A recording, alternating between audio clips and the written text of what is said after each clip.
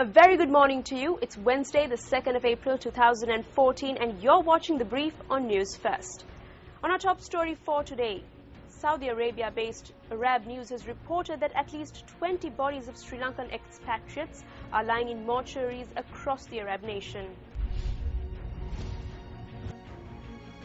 The Sri Lankan Economic Association has given serious attention to a recent report presented in Parliament which revealed that a large number of dead bodies and remains were returned to Sri Lanka from the Gulf states between January and October 2012. Saudi Arabia-based Arab News reports that about 75% of bodies were of women below 30 years of age. Arab News, quoting information from the medical officer at the Katunayake International Airport, said that the majority of cases were determined to be deaths due to heart failure, and that the internal organs in most of the bodies were reported to be missing.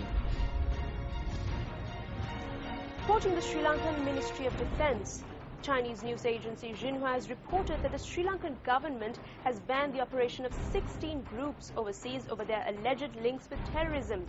Newsfirst spoke to military spokesperson Brigadier Ruan Wanigasurya for the details.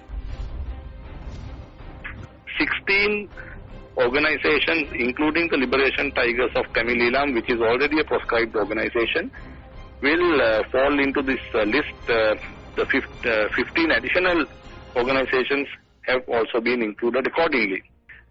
Among the 15 new organizations which are proscribed under this proclamation, these organizations will be listed as foreign terrorist organizations, and any dealing with them or through them will become illegal according to the international as well as national laws.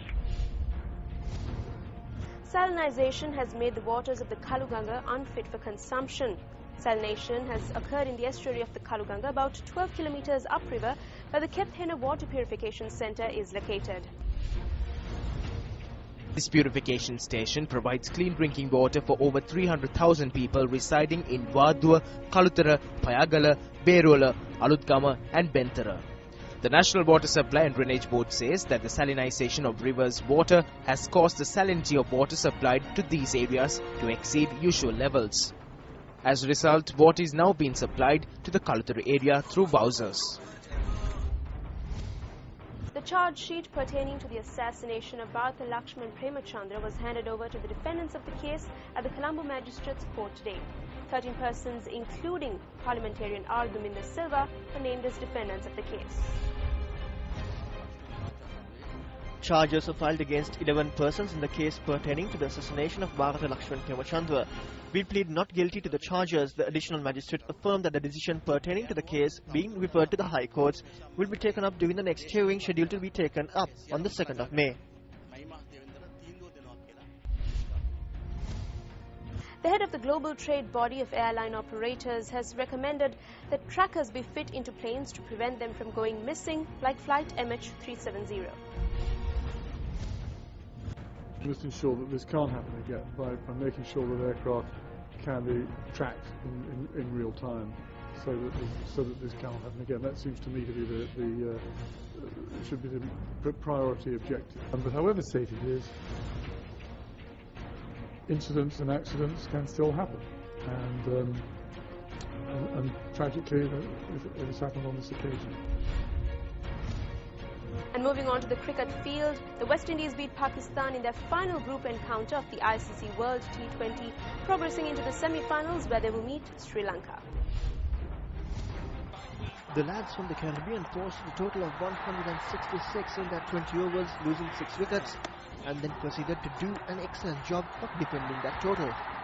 The helpless and tired-looking Pakistani side were eventually bowled out for 82 runs by the West Indies.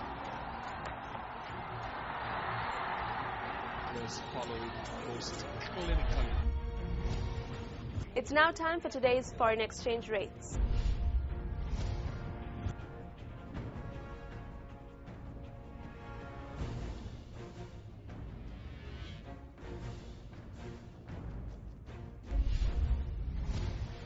And that's a wrap of today's edition of The Brief. Thank you for joining us. Always remember, if you want more of the same, you can leave a like or subscribe. And always feel free to leave your comments and suggestions in the comments section below.